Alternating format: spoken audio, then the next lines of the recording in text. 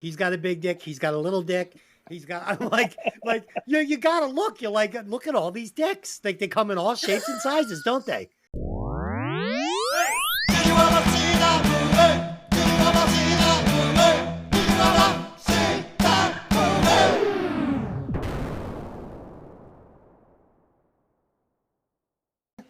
Showtime. Welcome to Hey, did you ever see that movie? I'm your host, Des, and can I be Art Vandelay tonight? If you really want to be. I import chips and I export diapers. That's for all the Seinfeld fans out there. Okay. As always, I'm joined by my lovely co-host, Lynn. Watch your mouth. It's Christmas time, so let's act like it. Those were the only lines spoken in English in this whole movie. And joining us again, the podcaster with a degree in terror, Tony. Hey, how's it going? All right. Tonight, we will be discussing the 2010 horror movie. I use horror loosely. Rare Exports, written and directed by Jalmari Halandar, starring Jorma Tomila, Oni Tomila, Peter Jokabi, and Tommy Corpalala. You sound like Eli Roth when in Glorious Bastards when they're being introduced. They have no idea what they're talking about. That's pretty much it. As always, this podcast will contain spoilers. So if you haven't seen the movie, go take fucking lessons in how to speak Norwegian. Go watch it. Then come back and listen to the podcast. All right. Honestly, the having to read the subtitles, not a problem at all. This movie was very easy to follow. I was actually more engaged with this. It was way easier to follow this, understand it, stay engaged, enjoy it, than it was for last week's piece of shit movie, Love Actually, which I had no idea what was going on, and the entire thing was in English. So there you go. Yeah, so we are going to do this week the Fast Five. We have done away with the 4-in-1 Fun in 1 Fake Facts, and we've replaced it with the Fast Five. And this week, the Fast Five is going to be Horror Movie Showdown. So what I will do is I will give you both two choices, and you will tell me which one you prefer. And we will start with Tony. Tony, yes. Number one, Halloween or Friday the 13th? Friday the 13th. Lynn. Halloween. I think Friday the 13th was a little scarier. Are we talking Tony? series or just the first movie? We're just talking the movie. Oh, all right. I'm changing to Halloween. Sorry. Okay, so we've got Halloween for Tony, and Dylan and I are both going Friday the 13th. Or no, I went Halloween. Okay, so I think Friday the 13th is way scarier. Way scarier. Number two, Sinister or The Strangers? Tony. Oh, fucking killing me. Sinister. Dylan. Sinister. Oh, it's Sinister all day. Because you guys know that I would have beat the bag out of all three of those kids. Okay. I didn't want to hear your rundown again. Okay. Number three, The Ring or Paranormal Activity? Tony. Oh, Paranormal Activity, without a doubt. Dylan. Well, I think The Ring is scarier. I thought they were both very scary. I was able to get through The Ring, although I didn't watch the parts where they showed the cassette tape because I wasn't sure if it really would open a portal. But I was unable to watch Paranormal Activity because 10 minutes in, I knew that this was more than I could take. It could happen, and I don't like movies like that. Like I don't wake up and find Dylan floating over my bed. Again. Exactly. Yeah. Especially now that I'm having to sleep with my door unlocked upstairs so the cat can get in and out. Number four, Poltergeist or Nightmare on Elm Street? Tony. Nightmare on Elm Street. Dylan. Poltergeist. Poltergeist all day. And you like how every time I answer mine, I'm like, as if it's a fact, Poltergeist all day. Like, oh yeah, like that's in Fangoria magazine. Is like that's where it's posted. Like my answer in Fangoria. You're fucking ridiculous. Totally.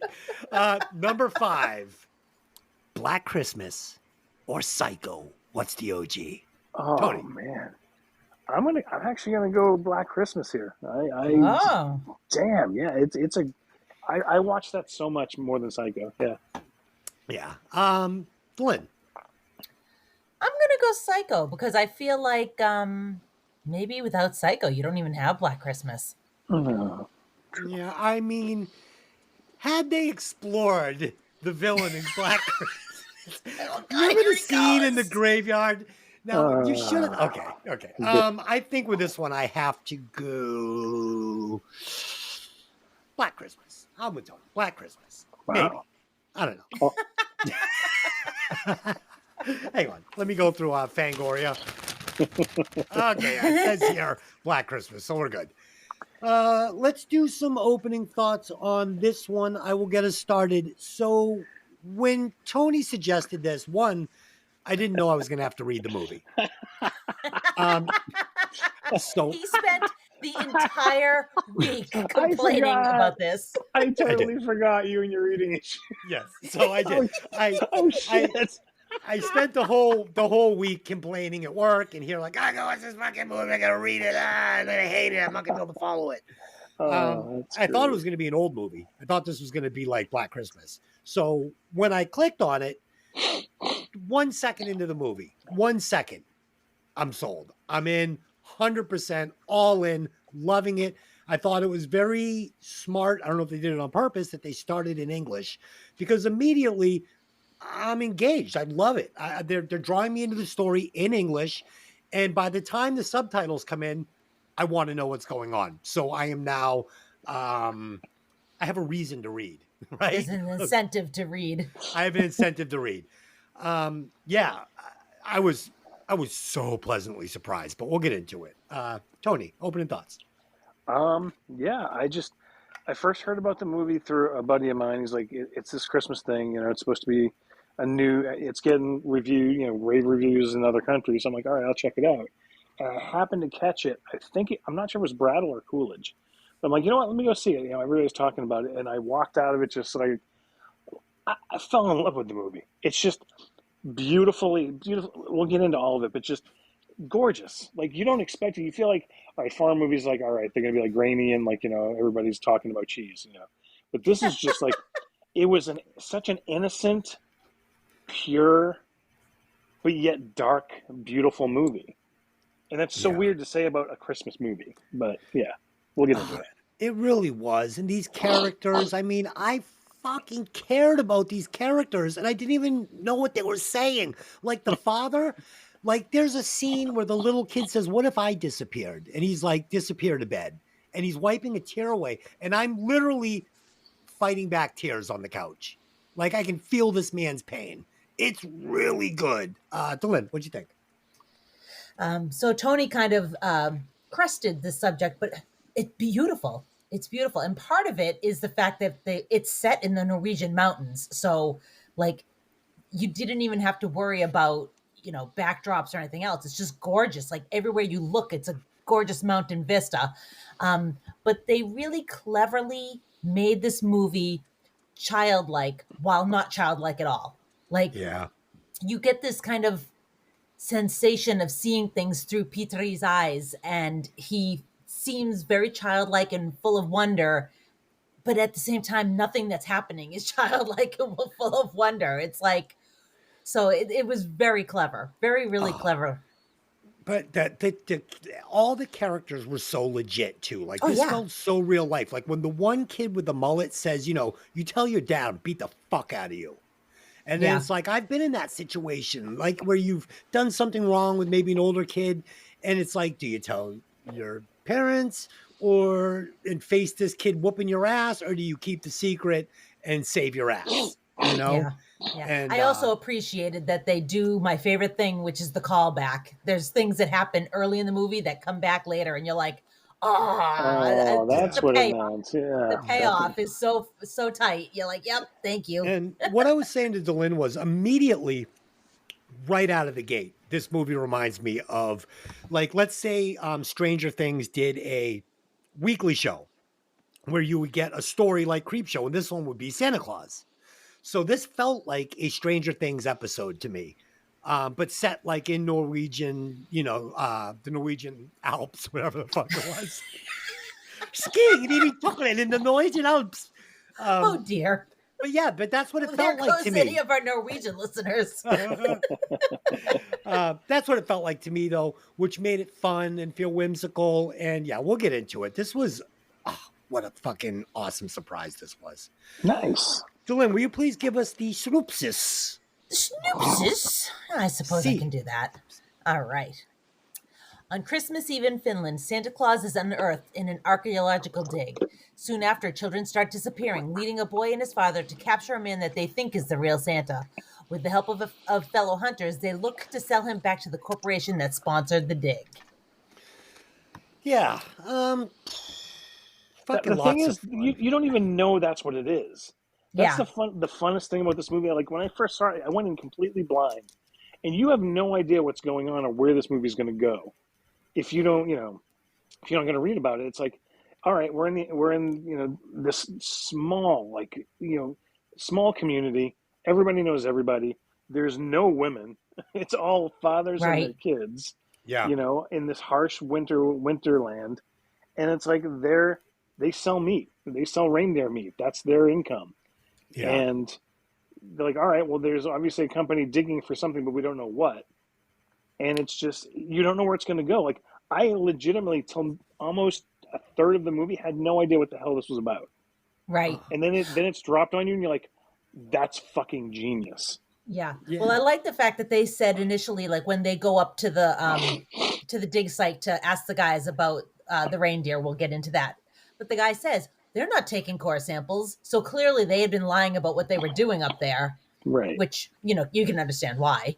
But Yeah. Well, what was great about this too, it really was a tribute to the storytelling, was there was almost no special effects or practical effects in this. It was all just like, beautiful sceneries, some good makeup on these Santa Claus figures that were like just skinny old men.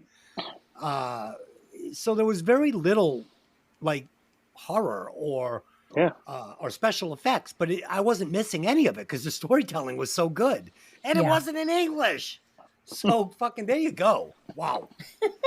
Okay, scene breakdown. Our movie begins on a Finnish mountain top 24 days before Christmas.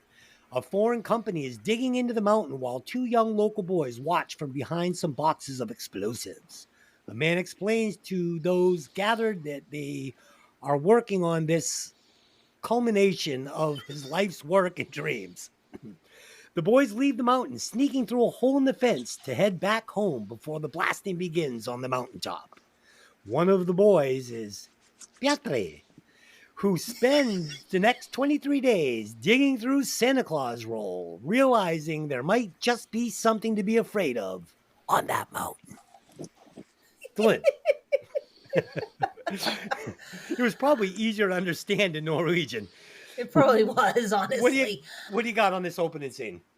So you get this cool opening with the guys up on the mountain doing the digging, a little bit in English, and I love the sign he hands out. No drinking, no smoking, no cursing. I'm like, okay, there's interesting, and I like the fact that when he's talking to them and one of the guys is smoking, the guy reaches over and takes a cigarette out of his mouth because he's like, no more smoking. Yeah. But I'm assuming that means that if Santa Claus catches anyone doing something naughty, you're fucked. So Yeah. I thought that was interesting. And of course, this kid, Peter, he's adorable. He's this little munchkin. And the bigger kid with the earring and the mullet is giving him the shit. I'm like, oh God, Love this it. poor kid. Yeah, and of course he has a spidey sense saying something else is going on up there, and he's digging through that lore. And I really appreciated the the credits going by while he's looking through all these old books with all like the scary Santa Claus pictures. And at first, when I was first watching this movie, I thought it was going to be Krampus. I didn't think it was going to be Santa Claus. And then I was like, oh, it's Santa. It's not even Krampus. They're going full Santa here. So I enjoyed this opening. Yeah. I'll tell you one thing that I really enjoyed about this was they immediately set that there is danger all around them. And it's not from Santa Claus, it's from wildlife. Like these little kids have to run around with rifles on their back. everybody is holding a rifle or a shotgun in this movie at all times because there's wolves and there's prey. And you forget that, like, when you're a human being living out in that kind of an environment, you are not necessarily on the top of the food chain unless you're armed. And I thought that was a nice touch. I thought that was pretty cool.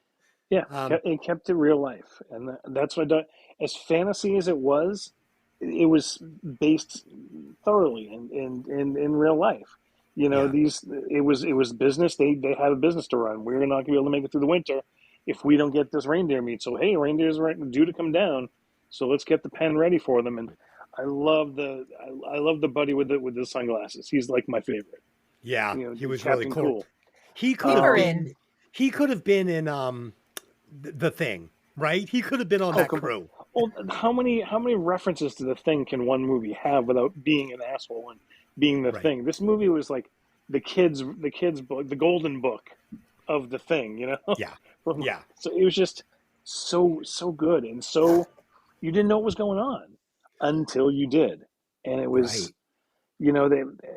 I don't want to jump ahead, but just the intro scene and the set decoration, the lighting. It's he's up in this, like, the top floor of their house, and he's got the eaves, and he's looking out the frosted window, and it's the golden, like, candle lit kind of warm feeling. You actually get the heat. It was gorgeous scene, and Yeah. he's sitting on suitcases looking out the window, all these worn suitcases. Like, it was like a perfect setting, and like, this had no budget. These are like No. probably like grandma's suitcases. They're like, all right, dude, go get those. Put them in the scene. It's like, and it Yeah. worked perfectly. Yeah. And then another clever move was he's gonna show us a bunch of illustrations of these horror, these Santa Clauses depicted as monsters doing these things to children. And you're giving me the images. I see what the what the director was going for without necessarily having to do the practical effects. This is what might come. This is what might come. Right. And I can see the fear in the child's eyes, and it's pretty awesome. You know who the kid with the mullet reminded me of? Have you ever seen The River's Edge with Keanu Reeves? Oh, Yeah. fucking love that movie. Okay, so you know his little brother with that dangling earring and the mullet? Oh, the Yeah. kid from Near Dark. It's Yeah. Jason Patrick's brother. Yes. So almost the same character. Yeah. This little rebellious dude, and it really brought me to that. And yeah, just I love the characters in this movie. I cared about all of them. I thought Yeah, they were all and that's the thing. Like, you really did. It's like Yeah. you felt them because they were human. And Yeah. the cool thing, the only piece of trivia I found on this movie, because I didn't sit with the commentary afterwards, is that I'm going to say Petri dish. I mean, I'm fucking Sure. him and the guy who played his dad is his legitimate dad in real life. Yes. Oh, really? They're father son. So it was like the dynamic is already there. So I mean, that's just great idea. I dig it. How many people you have in Finland, like, live in mountain ranges that you do this with. So no, Yeah. just again, perfect casting, perfect characterizations, just so good. I really felt the love between the father and the son. And I love the way the father was hiding his pain of losing the mother from the son and trying not to look weak in front of the son. Like, for instance, I said in that scene where he asked, "What if I disappeared?" And the father is like, he's gutted by the question. Like, he knows if he lost this kid, he would just kill himself. And it's all he has in the world now is this child. But he doesn't want to look weak in front of the child. And he's not one of these dads that's like, come here and give your dad a hug and I love you. And, as soon as the kid turns his back and starts going up the stairs, the guy's eyes well up. And I think it hit me so hard because, I have a better relationship with the guy that gets me my coffee at fucking Dunkin' Donuts in the morning than I do with my own dad. So to see that kind of love for a child, I was like, oh my God, I don't have any love from anybody. Yeah, And and the kid's just like, oh, this is gingerbread. It's just like it tastes just like moms used to do. The kid's Yes. looking for that connection. He's looking for, like, protect me. Yeah. And the dad's just trying to, like, man up, be a man. It's like, we live in a cold, hard world. This is where we live. Yeah. And also, that scene happens right after the reindeer herd fails to come. So Right. he's looking at a cold winter with no meat Right. and thinking, how am I going to feed this kid and myself? Yeah. Jeez, man, I have such family issues. I wish I had a dad that loved me. My mom that protected me from the harsh elements of the world and all the monsters out there that gobbled my little soul up. 20 minutes and 56 seconds to get to therapy. All right, we're good. Okay. Mhm. The day before Christmas, Pietzi's father, Ramu, is putting stakes in a pit to catch wolves. You're just throwing symbols Pietri, together. Pietri has joined their Petery. friends. Petery. It's like Peter. Petri has Petri and he joined their friends to gather the reindeer for the annual harvest that will feed them through the rest of the winter. But only a few skinny deer show. They find that the herd has been slaughtered, apparently by some beast. The adults assume the beasts came through the hole in the fence, and Petri and his friend Juno are afraid they are going to be blamed. You sound like a Mexican living in France. I think I can read it better with the accent, though. Oh, Um, Oh my jeez. God. whatever, King's Speech. That's great. Well, so Oh, these scenes I think are pretty interesting.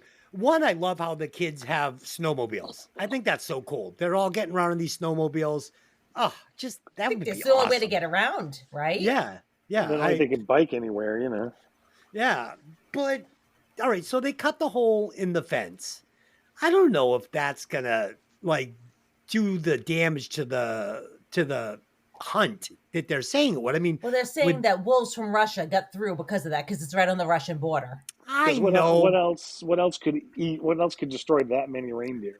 It was literally, but what do you say, 198 deer were come slaughtered in one on, time. man. You're telling me that fucking without a 1 by 1 hole in the fence, there's no wolves on the other side of the fence to eat the reindeer? I don't know. It was it was thin. It was thin, but I get it. I get it. It's for the plot. So Beatrice has a dilemma. Do I fess up and take the lashings for cutting the fence, or do I take the chance of having to face Santa Claus? So I get it. Because that's the thing, is that's his fear. No, even like when he admits he did it, they're like, that wouldn't be it. That wouldn't be what, like, they. No one believes it's the wolves are the fences, his cutting the fence's fault, except for the kids, because Right. they're looking at through kids' eyes, not realistic eyes. Yes. They do know, the parents do know the wolves come down because they're blasting on a mountain, so it's their fucking fault. Right. That's Right. why That's why they're up so there. angry. Right. Yeah. Yeah. Delin, what'd you think? Yeah. I thought that it was an interesting scene where he goes in to talk to his dad, and the dad is like, I'm working, keep your eyes closed, and he's slaughtering a pig. You have to think like meat like that probably will go a long way, but not for the whole winter, Yeah. And that was probably from the summer, a pig from the summer, and that's probably the end of it, right? So that's why they're looking to get those reindeer. And yeah, I thought it was interesting. Like he's like asking his dad, like, "Did you go up on the roof?" And he's like, "Why would I go up on the roof?" And he's like, "You got to leave the lights on." Like he's clearly, this kid is on high alert. Oh, yeah. He's like, something's going on. I see footprints in the snow. You said you weren't up there. He doesn't trust it. And then he looks up at the mountain. He goes, "He's watching us." And I'm like, this kid, he knew something was up all along. So something that crossed my mind during this scene. So he tells them, "Come in, close your eyes, I'm working." So this kid is going to be a butcher too. I mean, there's little opportunity in this village. I mean, this is what his future is. I was a little confused at why it would be so disturbing for the kid to see the pig slaughtered. I thought that, this is something that this kid probably be second hat to him at this point. Like, go out, chop a fucking pig arm off and bring it in. We're gonna have dinner tonight. Well, I So- mean, Yeah. he's still trying to keep him a kid. Right. It's like I mean, shit. My kid's 12, and I'm still like, we're not watching that because I don't want you to see it because you can't unsee it. Yeah. When you're ready for it, I'll show it to you. So I Yeah. mean, I can Yeah. kind of get that. It's one thing to, like I said, it's one thing to when we see ham hocks in the supermarket in a package. It's another thing to see them removed from the leg and then packaged up. So I mean, I didn't have a problem with that. That will be called back later when we get to a few more scenes. There's something I have issues with, but yeah, I mean, as far as that, obviously he's the butcher for the township, Yeah. and Yeah. that's what he's stuck. He's got no meat, and they're fucked, and it's the company's fault. I also thought that building the the wolf pit was a little risky. I mean, you look what happened, okay? So what if that's the mailman? What if that's what if that's Petrie's little friend coming over on the snowmobile? I mean, you're taking a chance. And his friend says as much. You're not supposed to do that. They're illegal, yeah. Yeah, like this is why you fucking dipshit. You fucking come out here and find fucking your neighbor fucking shish kebabbed. I love when the men go up to the mountain to confront the construction crew. Okay, so we haven't got there yet. It's okay. Okay, I was just gonna say I love these scenes; they're great, but we'll get there. We can Okay, go there. yeah. So angry, angry. The men go to the top of the mountain to see if they are at fault for the dead reindeer. Once they find the place has been deserted in a hurry, there's a huge hole in the middle of the mountain. Rano is upset that everyone is going to go hungry and feeds Petrie gingerbread cookies for dinner, while the boy is more concerned that something or someone is going to come for them in the night. The next morning, he goes to reveal himself. He realizes the bait is gone from the wolf trap. He calls his father, "Father! Father!" Rano discovers that instead of a wolf, there is what he thinks is a dead man in the trap. Lynn, what do you got? Oh my god. That was harder to understand than the actual movie. I think Oh, so. shit. No way. I'm reading subtitles. I'm reading it better in the accent. There's no question. So I had an issue with the fact that night, Rano puts a roast in the oven and he doesn't go to take it out until the next morning. And I can't, like, what? Like, that makes no sense to me. Like, we need to see the bottle of booze. Yeah. Even if you're doing low and slow, I feel like 8 hours is probably a little too long in the oven. So yeah, the roast was like the size of a fucking baseball. Like, how long are you gonna cook that thing? If you're having food scarcity issues, I don't think you're forgetting about that roast. So that felt a little weird to me, but okay, now let it go. I love the fact that Petrie puts the bear trap in the friggin' fireplace because he doesn't want Santa Claus coming down this, and he almost kills his father, or at least gets his father maimed. But yeah, and then of course, the reveal when he Petrie's going, let me see, because he thinks there's a wolf down there, and he's going, it's a bird. It's no bird, because he's seen a hand. He knows it's a man down there. Okay, so the roast in the oven, or the pig in the oven.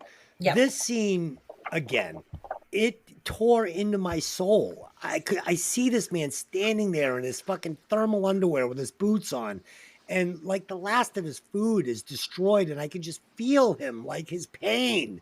And now he's gonna tell his boy they're eating gingerbread on Christmas. It's well written. It's pulling at my heartstrings. It's giving me the feels. I really liked it. They should have eaten the Santa Claus. Tony, what do you got? I liked that when we were back up on the mountain, before everything happened, is the fact that there's people standing there and they're panicking because they're hearing this chaos happening, and they start swearing, and then all of a sudden just the swish, and people are gone. It's like this flash and they're gone. So it's like, that's how fast Santa works. It's like, boom, gone. And he literally took everybody because they were basically disturbing the slumber of what we come to find. As far as the family scenes, I mean, this movie, like I said, it's a well-written family drama in the middle of this really messed up Santa Claus tale. And it just, everything, I keep going back. The only word I can say is just beautiful. It's just a beautiful movie. Visually and emotionally, the characters are great to each other and for each other, and they portray realism, which is, I didn't expect. I'll always say, I don't expect it from this movie. Yeah. It's a no budget, no known, came out of nowhere. And it looks like Hollywood spent millions on it. And it's just so well done. It's so do you know if these shots were all legit? Like these mountain ranges, and this was all actually shot on location? Oh, yeah, shot on location, yeah. Yeah, that's why it looks so fucking good. It's real. Yeah, when they go up to the camp, and it's deserted. And come look at this, and they go and they see the fucking hole they dug. Awesome. Oh, Just it goes yeah. forever. It's so he throws the fucking flare down, and it goes and it goes and it goes. And I'm just to like, black. oh, it's so good. It's so good. Okay. What before we move on, just the fact that when they go to the warehouse, we kind of skip over the fact that Petrie is basically has an advent calendar. He's been opening little by little by little, Right. and but he looks at day 24 and he tapes it shut. Then he staples it shut. Yeah. He doesn't want to open it up to get to Christmas because he knows Santa's going to come. So when he goes up to the government facility, what's the warehouse number? A big 24. number 24. Yeah. So well done. Like, that was one of those callbacks that I was just like, mwah, like, just, I love it. What was weird about that was I was doing that thing where I was like, wait a second, is this the board in his room? Like, it looked so much like that panel. I was starting to think it was gonna be something else. You know what I mean? Something more mystical. Back and it would be something. Yeah, they pull back and exactly. But it was very cool. It was very cool. Okay. Bruno calls piperin. Piperin. What? Bruno calls piperin. Is it piperin? Piperin? Piperin? Bruno. Ranu. Ranu? No. What? Is it Ranu? Grab his tongue. He's having a stroke. Is it Ranu? Rano. Rana? Rana. R-A-N-O. R-A-U-N-O. Rano. Rano calls Piperin, another local man, to help him with the body. They get it out of the pit and into Runo's workshop. They discover a man's passport and assume it is him, even though it doesn't look anything like him. Like, I'm like, this isn't him. This fucking goblin ate him. A man from the dig site, not knowing what to do with the body, they decide to cut it up. I mean, because that's what you're going to do, right? When they realize he is still alive, Petre sees the man through the window and runs. He is picked up by the local police before his father can grab him. Piperin stays with the man while Raoul goes to get a meal. Oh, Ammo. Who can speak English. Ammo and has his own problems. Someone has stolen all the sacks for his potatoes, wherein his child has gone missing along with his wife's hairdryer. The police reveal that everyone's radiators, suddenly we're German now, have been stolen the night before. Dylan, what do you got on these scenes? All right, so the hairdryer. I loved the hairdryer because when it comes back later and he picks up the hairdryer later and he's like sniffing it. He's like, this is my wife's hairdryer. It's like, why do you have to put your nose in it and sniff it to know it's your wife's hairdryer? I love when he says, fucking, this is high tech out here. Having a blow dryer is like having a Mac computer in 1981. So yeah, I was amused by the hairdryer, especially when it came back around. Also, we know because we're watching the movie and we're kind of getting a clue of where it's going, why there's no sacks for the potatoes. But I thought it was super clever. Yeah. Like, yeah, he didn't steal my potatoes. He just took the sacks. I'm like, oh, gotcha. And that reveal, again, is so artistic. It's just like yes, this pullback over this fucking warehouse field of potatoes. Yep. Again, perfectly placed, perfectly lit. You couldn't put that in a commercial and be any more perfect. Yep. It was just so well done. And go ahead. I'm sorry. No, I was just going to say I agree. It was just really good. This is the one scene that I feel like I wish I could take out of the movie, because it's like, all right, it's kids movie. We are going to cut up the stranger to hide the evidence. It's like, that is a very fucked up thing to decide in this small community. What else goes on in this community that's like, yeah, all right, I get it. Yeah, you gotta do what you gotta do. That's an option. Go ahead and like he gets the fucking bandsaw going and puts his hand right next to it. I'm like, this is what's going to happen? Like, we're going to just dispose of the evidence this way? It's like, you have kids, you have gingerbread, we lost mom. Oh, it's this heartfelt string. No, let's cut the body Goodfellas style and fucking put him in the fucking trunk and we'll take him out and put him in the snow. It's like, it went real fucking gangster really fucking fast. And it was like, oh, but then thankfully it didn't. But that's the Right. one aspect of this whole movie which felt uncharacteristic to the family aspect. But Yeah. again, it goes back to the desperation that he was feeling. It's like, hey, I put a wolf pit in. We know it's illegal. I'm not going to jail. I can't leave I'm my going to get in kid. big We trouble. have no money. It's like that. I can't do this. So Yeah. desperate times, desperate measures. I get it. It just felt very speed bumpy in the middle of this A little quote out of place. family friendly. I mean, don't even get me wrong with like the wave of dicks that's about to show up. But we'll get to that after. Oh, dude, I was saying to Lynn, the end of this movie when the kid is leading the herd to the thing, I go, this is the finale of To Catch a Predator with Chris Hansen. Oh my god. Like, We'll get you to know, it. We'll get to it. It's just Oh my I'm saying, God. all I was thinking watching it last night was like, I wish I could see Dez's face with the amount of wagging cock on the screen right now. I would just love to be a fly on the wall, just like, what the fuck? I was like, holy shit. This is Chris Hansen. You know, we've been following you guys for the last 20 miles and Would you have a seat over here, please? Shit. Oh my God. Before we move on, can we also talk about, the kid gets into the pit, which I was like, oh my God, what are you doing getting into that pit? Everything down there is sharp. But regardless, he gets the sack and finds the dummy. And later on, you kind of realize he was coming for him and he was going to replace him. He was going to take him and put the dummy in there. And then, of course, when they go to Juno's house, there's a dummy in the bed.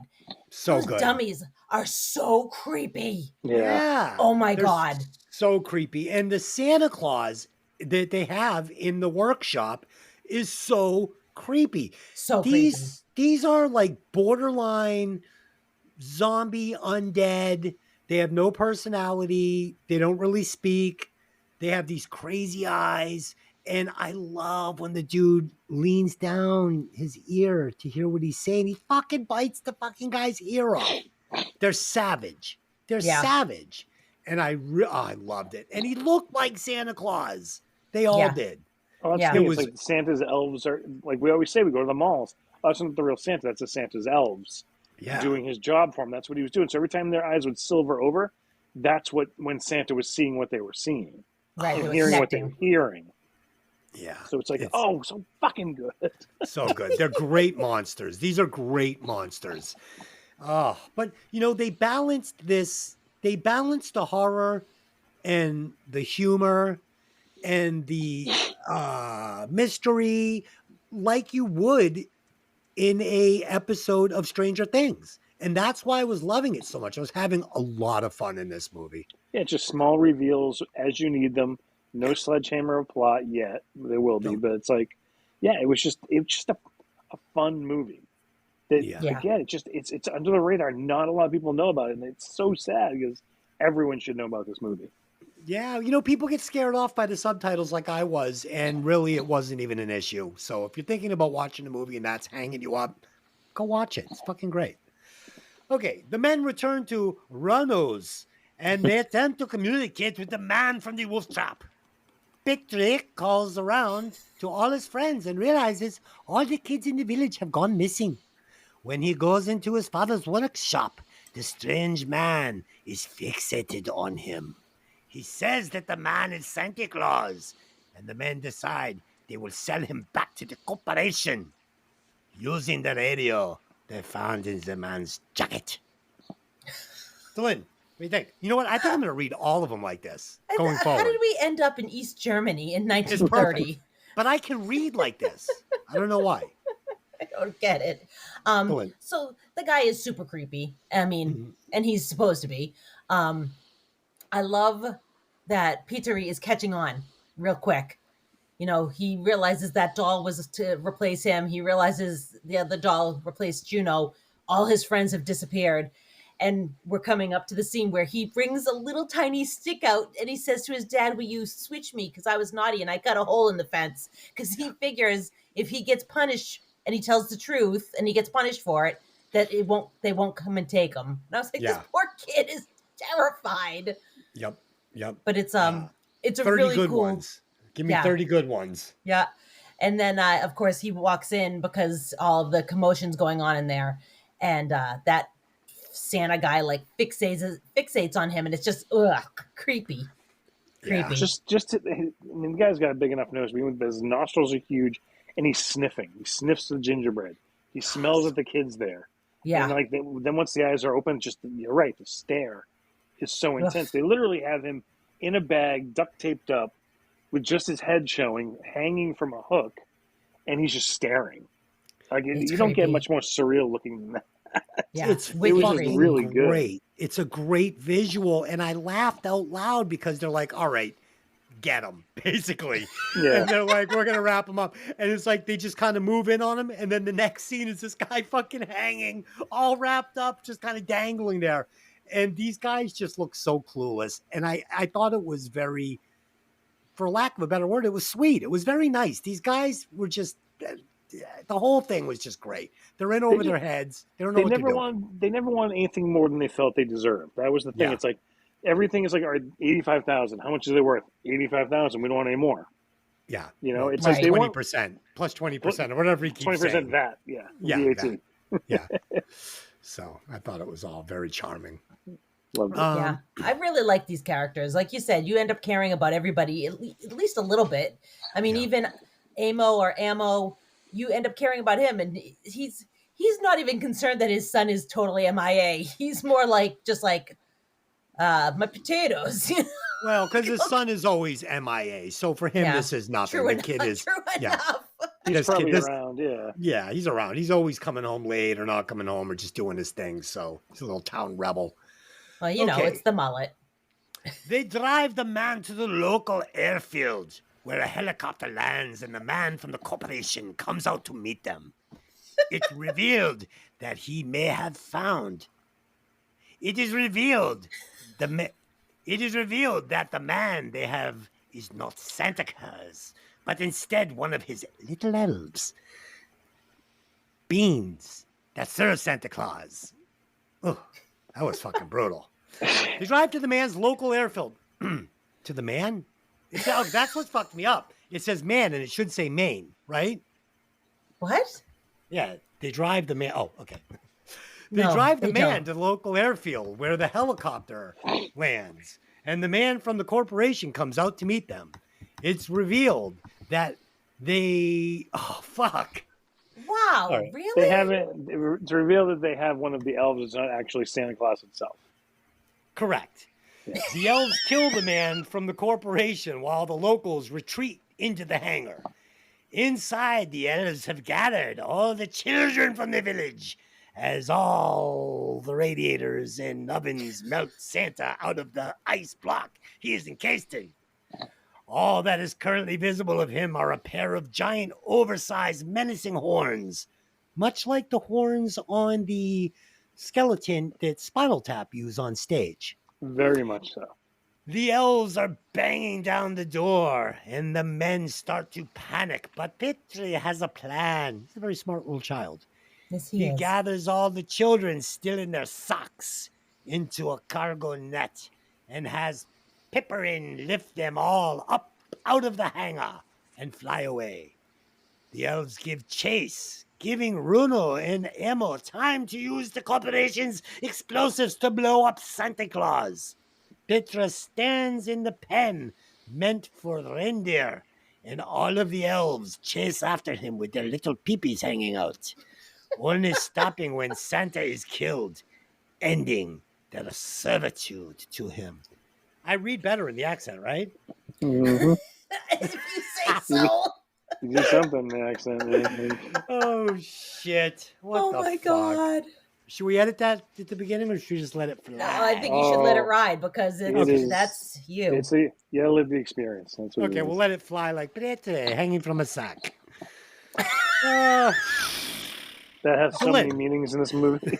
Oh so my many gosh. sacks, so many meetings. Oh my gosh. Okay, so first of all, let's talk about the little stuffed doggy that he's had through the entire movie. And he's dragging woof. it around by the little leash.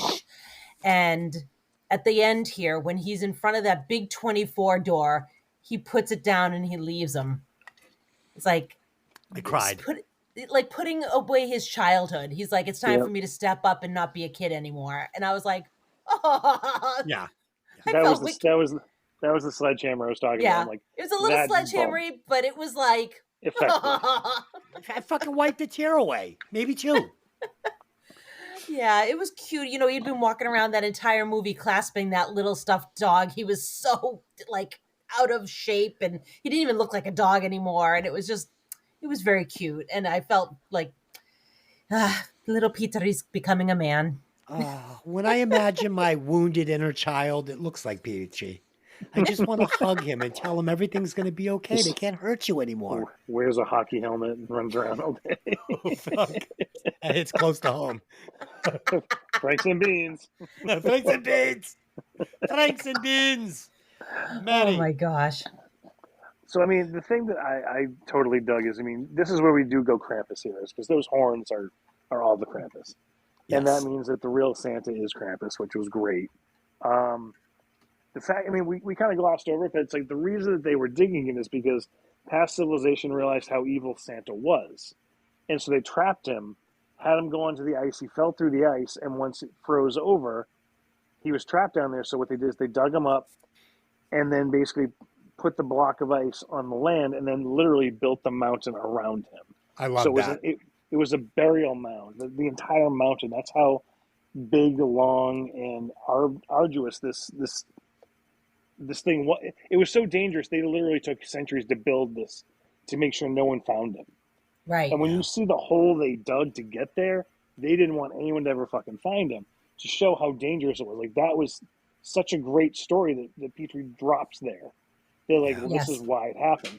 And hearing it from a kid, through kids' eyes, makes it even more terrifying, because he's like, no, really, this is how bad it was. And then all of a sudden he opens door 24, and there's the big 2-story block of ice with 2 huge Spinal Tap horns sticking out of it, going, Yep. fuck, with dozens of radiators emitting the heat, melting it, that Yep. all the elves stole. And that's just such a great reveal. And again, Yeah. lighting, colorization, everything on this is just like, what, like a breathtaking scene. It's like, it's awe-inspiring for such a no-name movie. It's like, Yeah. damn, like, God. Yeah. And then on top of it, you know, like earlier in the movie, when the cop says it's been a crazy morning, everybody had their radiators stolen. It was like, that was Throwaway almost line. like a throwaway line, because you are like, what does this have to do with anything? Like, Right. you're Yeah. not thinking anything of it. But then it turns around and it comes back and you're like, I gotcha. This is where they all went. One thing that was really weird about this movie, so almost all movies I watch, there comes a point in the movie where I start to kind of zone out a little bit, whether it's exposition or whatever it is, right? This movie, for a movie with very little action in it, that never happened. And the movie felt to me like it was like, I don't know, 50 minutes long. It's quick. It was I think so it's only quick. 78. The 78 pacing minutes? was so good in this for a movie that's built on exposition, storytelling, that's in another language with no action. Highly emotional. Yes. Yes. Oh man, it just never dragged for one moment. I started watching it and then it was over. It was like, There's wow. no wasted lines, no wasted lingering shots. No. Let's reiterate the point over and over. It's like, here it is. If you got it, good, because this is all we're doing with it. Move on. So, what are you writing a book on your computer? Yeah, I am. Okay, Tony. Tony 2.0. Yeah, it was just unbelievable. Like I said, just unbelievable how engaging this movie was from start to finish. It did remind me a little bit. So when they get to the main Santa Claus and all we're going to get is the horns. This movie felt a little bit like that movie It to me, the remake, where you've got all the kids from Stranger Things and the clowns, the Santa Clauses, are coming for them. And there's this bigger entity underground that they all have to go and destroy to basically disengage the clowns. Have you seen that movie, Tony, the remake of It? Oh, yeah. So do you agree that this kind of had some saison of that movie? I can see the connection you're making. this came out, what, 2010? And the remakes were, what, 2017, 2016, somewhere in there? Yeah. So, I mean, definitely not influenced by that. I mean, could be the original. I mean, Yeah. then again, Stephen King shit the bed on the ending of that anyway. With like, it's such a terrible thing, but think of it like a turtle. Like, oh, fuck. Right. Right. So, I mean, Oh, fuck. you know, it's like, I think this one I would go, it's definitely coincidence. I definitely don't think there's a lot of influence there. Right. But I can see the correlation you could make there. Totally true. With once you destroy the one thing, everything else becomes docile. Yes. So I mean, and can we just talk about that explosion? The explosion was massive. Like again, no budget movie. They had a great fucking explosion from 4 different angles. Like that was really well done. And then just all the swinging dicks, just like, oh, I don't know what to do now. Like we're just going to stand here. It's like swinging dicks. Come on, you can't look at that scene and not just your eyes are drawn to the penises as you have literally dozens and dozens of naked old men running. Yeah, you're not looking at beards. You're looking at wow, they're really swinging. They're really. I was trying to not good look. for them, but you have to. You can't not look at a swinging running dick. In the shower scene at the end, I'm like, he's got a big dick. He's got a little dick. I'm like, you gotta look. You're like, look at all these dicks. Like they come in all shapes and sizes, don't they? And that was the weird thing. It's like family movie, balls. It's like, oh my god, like it's such a juxtaposition between innocent, one step away from a porn. You know, like it got weird at those scenes. Yeah, that's even. And see, I'm not gonna say it's even worse because that's racist. But it just feels weird and out of place. They could have at least put like loincloths on, or some sort of like pieces of like the potato sacks or something like that. Just deer skins or something. Deer skins, yeah. I mean, these are elves who've been out in the wild. They're doing the thing. You would think that, but I mean, I get the reason they did it because they're literally just primal beasts who are just going to run. Mean, the one of them thought to put the jacket on from the guy he killed, so he was cold. Or maybe he ate the man in the pit. Okay. No. So coincidentally, I had made 2 hot dogs before I started watching, so I was eating them during that scene. Okay.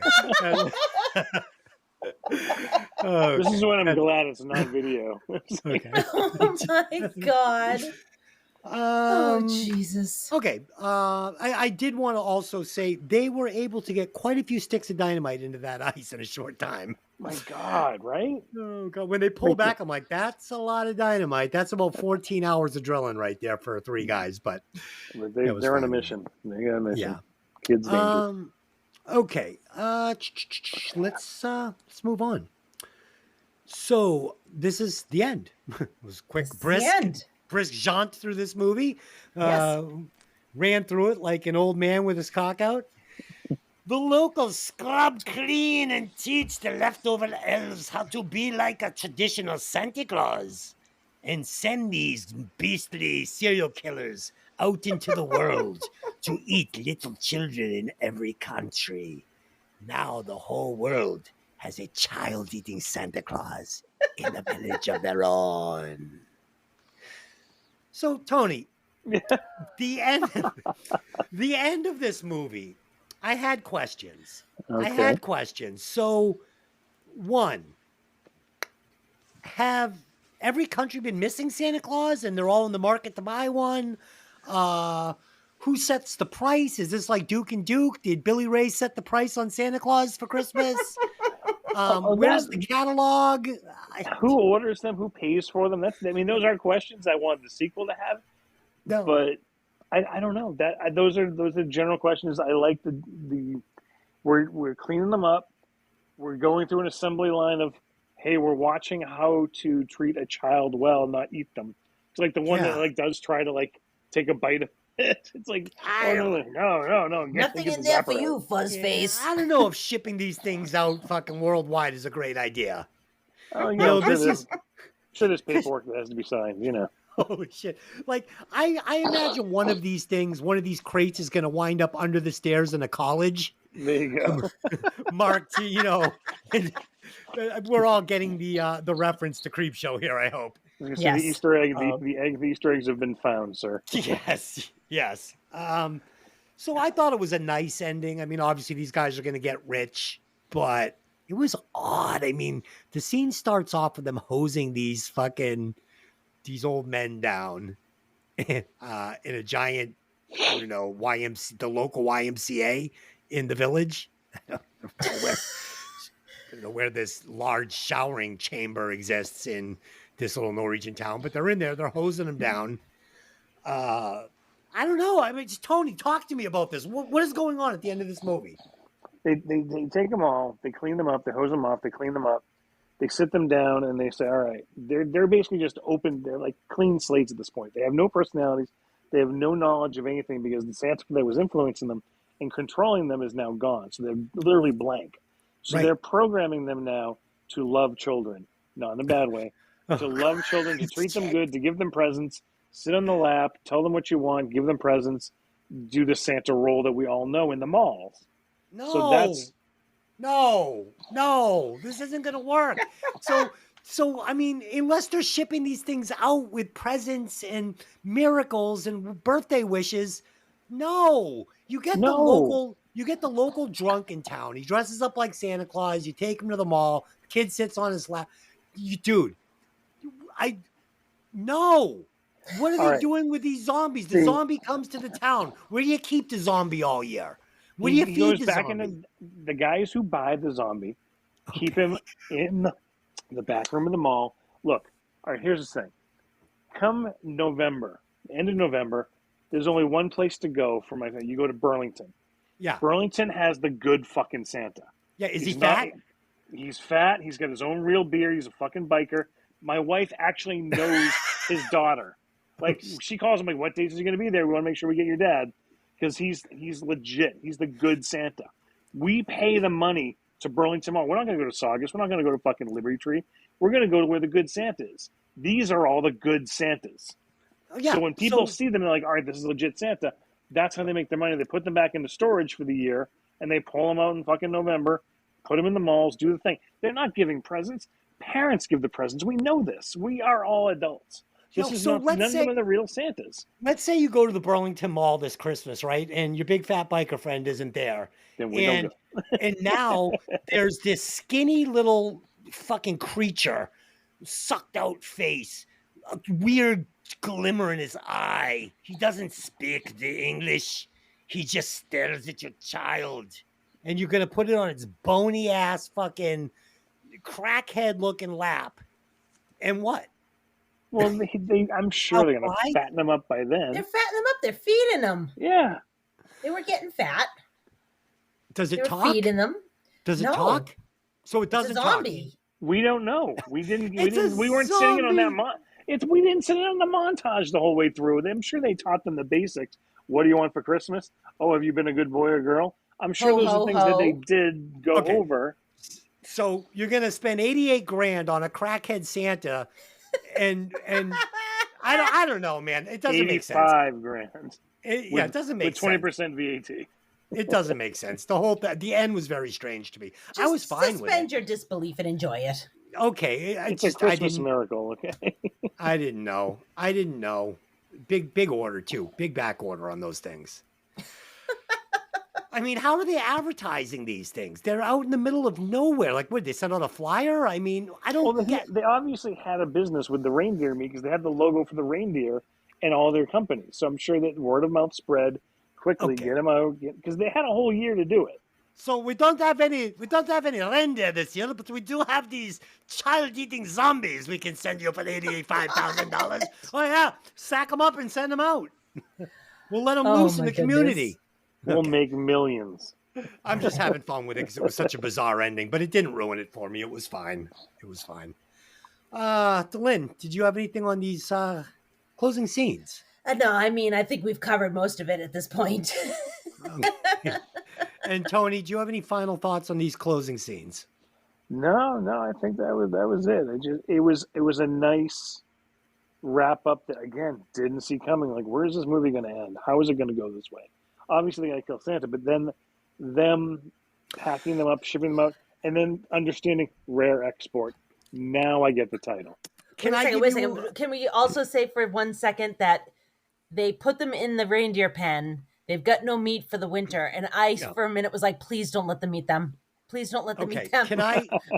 Let me give you a better ending. Okay. Because I'm actually getting good at writing movie scripts as Are we do you? these. Yeah, you're I getting think so. good at it, kid. I've been coming up with some good shit. You know it. You're just jealous.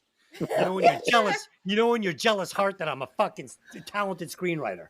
Okay. So here's how this ends. So they get all these fucking zombie Santa Clauses in the pen, and the Santa Claus dies.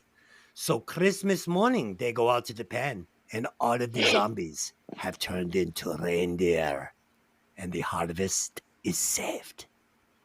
I like that ending a lot better. It's a Christmas miracle. These are all reindeers that were turned into demon dogs for this fucking evil Santa Claus. And once Santa Claus was killed, they all turned back into reindeer, and it's a Christmas miracle, and the harvest is rich.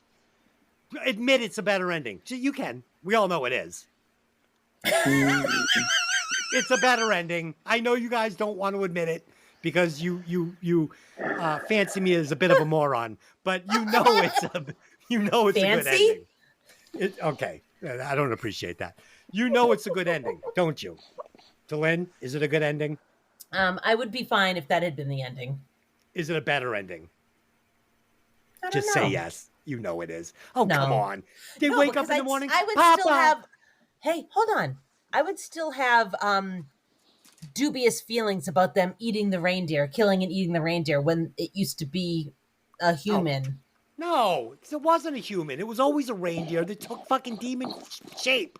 While Dude, I saw its penis as it was running along. I'm sorry. Yours have penis too. Sorry.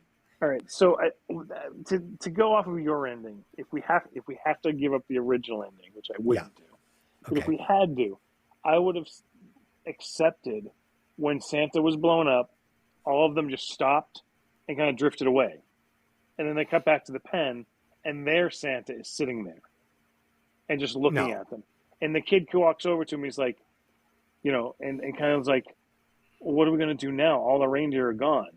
It's like, I really wish all I wanted for Christmas was to help and save my dad's reindeers. The next morning he wakes up, the pen is full. Okay, Santa gave him his last wish and then disappeared. Yeah, let's elaborate on that a little bit. So then, so the night before Christmas, they get the Santa Claus into the pen, like you said, and Santa speaks the only words in the movie. What do you want for Christmas? And he says, all I want for Christmas is for my papa in the town to have the harvest of the reindeer. I wouldn't even want him to say it. I wouldn't want him. I think it should just be like, well, what are we going to do now? And everybody thinks the night's a waste and everything's gone. But when Petrie says that, we cut back to Santa and he has that gold shimmer on the eyes. You know that he's got it. You're giving me the feels. He wakes up the next day and then the pen is good. And like, Santa gave us what we wanted. And dude, that's a killer ending. That's a killer ending. See, I write the fucking endings. You do. I'm going to give you that. But I think I contributed to your awesome ending. I think I got the ball rolling. You at the match that blew up my dynamite. That's a okay. I'll be a match. Match is better than nothing, dude. That's a way better ending. Can we all agree that that's a way better ending? Yeah, that's a great ending. Papa, come out quickly. What is it, Petrie? Just come see. Santa Claus has granted my wish. Oh, the reindeer. And then they go and slaughter all the reindeer in a fucking bloodbath and feed the town. Oh, my God. Okay. I loved it. Great podcast. I loved that ending. That's the ending. It should be made. It should be made. Okay. Okay. All right. I am just shocked you guys like this movie. I loved it. I picked it going, I love this movie, and Dez is going to fucking rip it apart. He's going to read it. It's going to be foreign. There's all the dicks in it. He's going to have a fucking field day with this. That's why I haven't talked to you since I suggested it. I'm like, I didn't want to hear anything. He spent the entire week complaining about having to read the movie. And I'm like, it won't be that bad. It won't be that bad. And he's complaining. So I watched it on Thursday and he's like, what did you think? And I was like, I actually really liked it. And he was like I could see him being like, fine. So I came home last night and he was like, I really liked it too. So Yeah, there's I'm nothing glad. not to like. you know what There's though? nothing not to like. What's not to like? The ending's a little weird, but really, what's not to like? It was a How good did they movie. miss Tony's ending? How did they miss that? That is the ending. I Oh, think he had the idea of rare exports in his brain, and that's the export. Like is these weird little elf men. Well, the thing is, I haven't watched the whole thing came from a short film, and they actually made a sequel to the short film Oh, as a short film.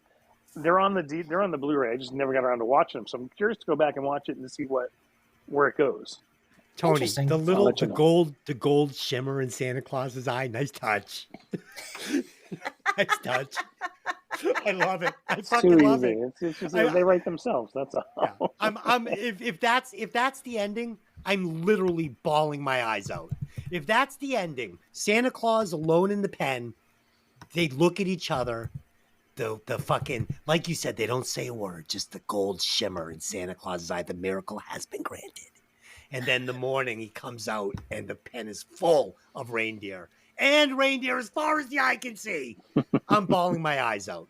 They missed it. They dropped the fucking ball sack. That's all right. We picked it up. Okay. Fun fact: one of my balls sags much lower than the other one, and when I cough, it doesn't move. I don't know if that's a problem. Okay, let's. Oh, God. Hasn't moved in years, so I'm sure it's fine. How the fuck do Let's go to the recasting couch. I can't move it. I have questions. One, how do you know it doesn't move when you cough? Have this been mirrors set up? Cameras? You know what? Don't. Yeah. We'll discuss this offline. Okay. There'll be a follow-up meeting. We Okay. have to. My curiosity is piqued. I'll report to everyone offline. Oh, I cradle it with my right hand. For the love of God. Yeah, I cradle them, and one jumps and the other doesn't. Okay, God. recasting couch. Recasting couch, please. Yes, I would recast. I mean, no one. I'll take the creature that they give us, the Santa Claus creature, and I'll replace it with the giant skull from Spinal Tap. That's my recast. Delyn, what do you got? I mean, I hesitate to recast Reno because that is the kid's father in real life. Don't you dare. Hey, Don't you dare recast that little kid. He is the fucking. I'm not going to recast the little kid. I'm going to recast the dad. No. Who do you got? Wait a second. Are we doing the recasting couch or are we just doing Des Says? Des says don't recast that guy. Dude, they're related. It's dad and child. You can't break these two up in the movie. It's a blood okay. bond. Yeah, Okay. Who would you if you could? Let's Bonded by recast blood. Peeper in then, the one with the glasses. Let's do the easy recast. Let's put in Okay. Kurt Russell. Yeah, okay, that's fine. That's fine. Or the sheriff could be the sheriff from fucking Rambo. Okay. Or the little kid with the mullet could be the little kid from fucking River's Edge. River's Edge. That's such a creepy movie, man. I can't watch that one anymore. It's just too creepy. Tony, Who would have been the dad? I'm curious. Who you had? Liam Neeson. Oh yeah, that's fine. That's fine. That works. But you know, it's hard to feel sorry for Liam Neeson because one, not knowing any of these actors, I find when I go into a movie and I don't know any of the actors, you really buy their characters because you don't know them from anything else. No, true enough. You know, Liam Neeson, he's a little too. He'd have to lose a lot of weight for me to get the feels for him, and kind of have to be unidentifiable as Liam Neeson. This actor was great. I love this guy. Oh, I love this guy. He was so tough, but so vulnerable at the same time, which is really hard to do because I felt he was a manly man that was in control and grizzled and calloused from life in the surroundings he lived in. But at the same time, he felt so soft and so full of emotion and pain. Oh, love it. Tony, what do you got? All right, I actually have two, which is rare because I usually hate this part because I'm not good at it. Okay. Everything you just described is exactly what Mads Mikkelsen can bring to any role. I love him. I would love to see him as the dad. If I had to recast, but you're 100% right. The dad needs to stay the dad. But that was the first thing I was thinking is like, who can portray tough but yet vulnerable? Mads is amazing. I could watch Hannibal on a fucking loop and just love it because everything is awesome. He's Who so do we good. know him from? Who is he? I don't know the actor. He was all right. He was Hannibal in the TV show. In Rogue One, did you see Rogue One? Yes. He was the lead character's dad in the beginning at the farm. He was also in Doctor Strange. He was the bad guy in the original Doctor Yeah. Strange. Yeah, he was the bad guy in Doctor Strange. He was also in Casino Royale, the Bond movie. He was the guy with the blood coming out of his eye. He He's looks the very new similar. Indiana Jones. Yeah. He looks very similar to this guy, but this actor had the perfect build for this too. Like he looked rugged, but he looked hungry. Oh, it was so good. But the one I originally thinking was the guy with the sunglasses, the helicopter pilot, which I love, is Nick Frost from from every Shaun of the Dead. Shaun of the Dead, Hot Fuzz, the fat guy. It was like literally he looks like him. He's got the same mannerisms. He's got the wise ass remarks. I'd like to kind of see him go into there and make it a little funnier. Yeah, and that could be kind of fun. How about we put Sammy Hagar in that role? I don't know. All right, cool. So let's do some final thoughts and rewatch scores. All right, you go first. This is gonna be a tough one because I only watch it come Christmas time. I'm not watching it in the middle of the summer or anything, but it's always on the top of my rewatch list in the winter. Always introduce it to new people. People have never heard of it, and I'm so glad because I have not had one person I've showed it to go, no, that wasn't for me. Everyone's like, I need to show this to everybody I know. Like I'm sure when you posted, hey, we're doing this. And I posted shit. We're doing. Two people basically said, oh my god, I fucking love that movie. Right. And so it's like everybody likes it because it's so innocent, so beautiful, and just fun. It's a fun little movie. And it's like you said, it's over before you know it. Doesn't overstay its welcome. Anything you could nitpick to it, you're literally nitpicking. There's nothing really wrong with it. So my score, I am with the caveat of it's a holiday movie, so I'm only watching it on the holiday.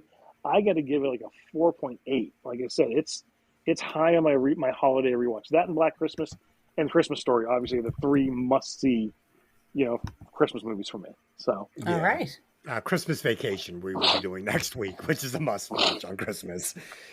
Jolene, go ahead. Honestly, I'm not going to just parrot everything that Tony said because I do agree. I was pleasantly surprised. It was an easy watch. It was a fun watch. Even though you're reading it, it moved. I take a couple points off because I thought the ending was a little funky, but I'm okay with it. I'm going to give it a 4.256. I like it. Tony, if this movie had your ending, if this movie had your ending, might have gone 5. It might have been damn close because I swear to God, that ending, it literally would have torn me up inside. It would have made me cry. With my issues and my fucking family issues and, knowing what it's like to be hungry with no presents on Christmas Eve, which is like every Christmas I ever had. Hey, no. Well, until I got married. I'm talking as a child, as a vulnerable, abused child. Yeah. So this one hit hard, but the ending was janky. Really janky. But fucking beautiful movie. It's a beautiful movie, and I'm gonna have to score it high. And I know that with Dylan's score and your score, it's gonna put it above movies that I think are way better, and it's gonna sit way too high in the rankings. But it's a holiday. That's always with the understanding. It's a holiday movie. It's not a real, quote, like everyday movie.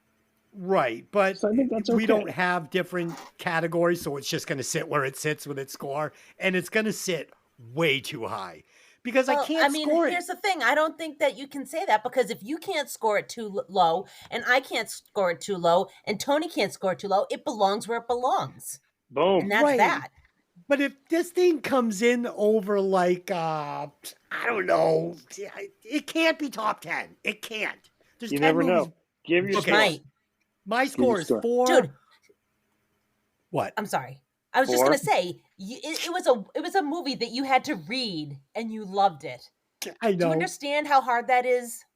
All right. This movie is 4.37. And it's only getting to 3.7 because of the ending. With a better ending, this might be like 4.9 4.9. I mean, 4.37. It's great. And with Tony's ending, it's a 4.98. It's almost perfect. So calculate those scores. I'm working on it. That's what we got. Okay. It comes to 4.475333. So let's see where it takes us on the Oh, list. God, that's way too high. It's I'm very scared. high. I'm scared. It's too high. It's too high. Number 7. It's number 7. This is number 7. A Yes. Norwegian film with no practical effects. And all the dicks. And subtitles and a bunch of dicks and a bad ending. It's number 7 or whatever. That's fucking awesome. I am so glad. Oh, it's a Christmas what's it miracle. above and below? So it's Here we go. right below Daddy's Home, which It's scored got- way too high. That should frankly. fucking be there. Fuck that movie. Daddy's Home should be number 1. Go ahead. No, it should Oh. not. And it's right above Sinister and Fast Times at Ridgemont High. Oh, that's high. Wow. I would rather watch this than Sinister just because it had so much heart. It's a not feel-good better than movie. Fast. Yeah, it's not better than Fast Times at Ridgemont High. It's not. Again, It's different kind of movies, different feelings, different times. You know, So where is it again? What number? 7. 7? Nice. 7. Does it make you Wow. feel better that it beat Black Christmas? Yes, because it's better than Black Christmas. But 7? How many Number movies have we 7. done now? What? Many. 69, 70, 69, dude. Yeah, something like that. So out A of lot. 70 movies, this is number 7. So give us the top 10 really quick. Top Okay, 10. so number 1 is Beverly Hills Cop, Galaxy Quest, Lethal Weapon 4, The Thing, and Ghostbusters. They're all 5. Number 2 is Deadpool. Number 3 is Jaws and Dodgeball. Mhm. Number 4 is Creepshow. Number 5 is RoboCop. Number 6 is Daddy's Home. It doesn't belong there. Creepshow doesn't belong there. Go ahead. Yes, it does. Creepshow Creepshow's great. totally does. Yes. Okay. 7 is Rare Exports. 8 is Sinister and Fast Times. 9 is First Blood, The Wedding Singer, and Central Intelligence, which also scored way too high. Oh no. The Boondock Saints is at number 10. That's a solid fucking list, man. Hey, listen, Yeah, you know I- what? These are all movies I'd watch again. So Yeah, Yeah. no regrets. No regrets. It's got a lot of heart. It's a fantastic little movie. It's a little gem. It is. I'd watch it. I'd watch it again. I'll watch it I- every Christmas now. I can Yay. guarantee you I could pick 30 movies off that list that I would watch before this again, but it's a great movie and I stand behind that score. I couldn't go any lower on it. It's just like you would watch it and cry. That's why you're not going to watch it again. Yes. Okay. So next week we will be back where we'll be doing Christmas Vacation with Pat. This week on Breaking Vinyl, our sister podcast, we did Hanoi Rocks, 2 Steps from the Move. And I revealed whether or not I would fuck my high school mom in the backseat of a car if That I was a sounds time weird. traveler. Gross. Sounds really Well, awful. we were talking Gross. about Back to the Future. So the scene came up and yeah, so I just listened to the podcast and you'll find out, what I would have done. Because Everyone knows what you're going to have done because you're a broken individual. I think Michael Monroe and I think fucking my high school mom. Do you guys want to sniff my finger? Ew. Okay.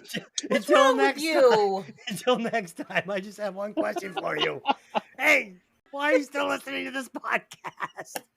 Oh God. See you next time.